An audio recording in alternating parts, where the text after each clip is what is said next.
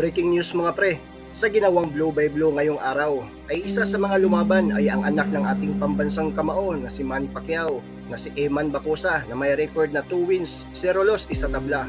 Nagkaharap niya ang pambato ng Davao na si Jake Clyde Langahin para sa 4 rounds non-title fight. Gaya ng mga nakaraang laban ay isang matinding bakbakan na naman ang pinakita ni Eman Bacosa na kung saan talagang palitan ng mga suntok. May mga pagkakataon din na naalog si Eman Bacosa sa laban pero nangibabaw pa din ang tibay at lakas ng anak ni Pacquiao. Ating panoorin ang highlights ng laban ni Eman Bacosa kontra Jake Clyde Langahin.